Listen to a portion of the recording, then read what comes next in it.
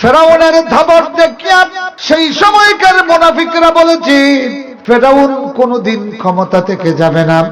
মুসা আলাইহিস সালাম এক নিরীহ ব্যক্তি, দাওয়াত দেওয়া শুরু করলেন। এই নিরীহ ব্যক্তির হাতে ফেরাউনের পতন হলো। আল্লাহু আকবার। আমার বন্ধুরা, কওমে হুদ এর সময়কার মানুষগুলি বলতো সাদ্দাত কোনদিন ক্ষমতা থেকে যাবে।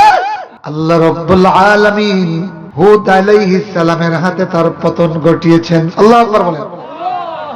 ভাইরা, নমরুদ মনে করেছিল, সেই সময়কার বেবিলনীয় সভ্যতার মানুষগুলি মনে করেছিল লাম ইয়াযাবিন নমরুদ, নমরুদ কোনদিন ক্ষমতা থেকে যাবে। কিন্তু গেছেনি। কিভাবে গেছে? কথা কন না। আল্লাহ কিতা দিয়ে ধ্বংস করছেন? হ্যাঁ ভাইরা, আমার নমরুদে মনে করলো কখনো ক্ষমতা থেকে যাবে না, মশা দিয়া আল্লাহ তাড়াইয়া দিলেন। আল্লাহু আকবার বলেন। ভাইরা আমার, কারুন মনে করেছিল কখনো তার বৃত্ত বৈভব ধ্বংস হবে না। আমার আল্লাহ রাব্বুল আলামিন বালুকার মধ্যে সেটা দাবাইয়া দিলেন। আল্লাহু আকবার বলেন। হামান ভেবেছিল কখনো তার ক্ষমতা ধ্বংস হবে না। আমার আল্লাহ রাব্বুল আলামিন তার প্রধান ফেরাউনের সাথে তারেও সলিল সমাধি ঘটাইয়া দিল। যেই দিন ফেরাউনের মঞ্চ ভাঙলো, হামানো মঞ্চ ভাঙ্গিয়া পানিতে পড়ল। ঠিক না?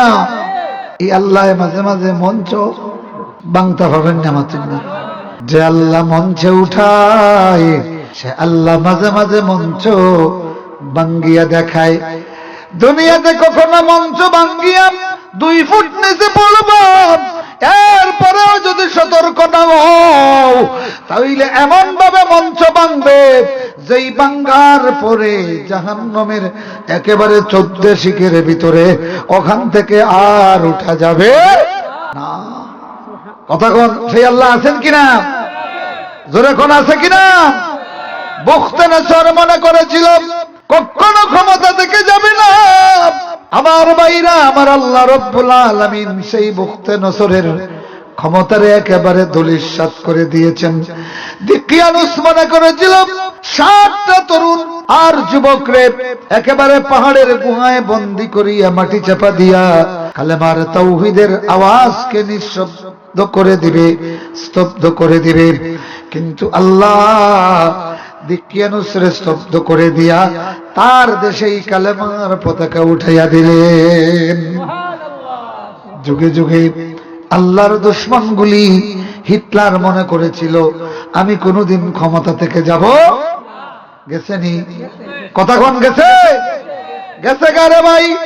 মুসলিনি মনে করেছিল কোনদিন আমি ইতালির ক্ষমতা থেকে যাব না। গেছেনি? কথা কোন গেছে? সাদ্দাম ভেবেছিল আরবে আমার চেয়ে বড় শক্তিশালী কেউ নাই। 70 জন আলিমরে ফাঁসি দিয়া মনে করেছিল আল্লাহর সে ফুরাত নদীর কিনারে দাফন করেছে। কিন্তু তার যেই দিন ধ্বংস শুরু হলো, সেই দিন সারা দুনিয়ার উলামায়ে কেরাম কান্দিছে, আমেরিকায় কান্দে নাই। ঠিক না?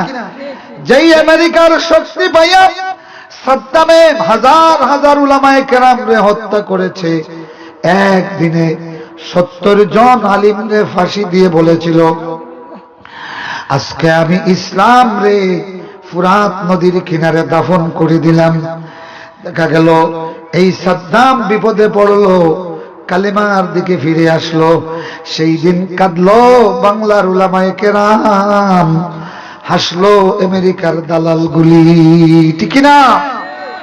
আমার ভাইরা, এই জন্য পৃথিবীতে যারাই একটু শক্তিশালী হইয়া যায় তারা মনে করে আমারে আর কেউ মোকাবিলা করতে পারবে না। লাম ইয়াযহাবু, সে আর যাবে না। আল্লাহ রাব্বুল আলামিন তখন তার গলার মধ্যে কেরেং লাগাইয়া দেন। কে লাগাইয়া দেন?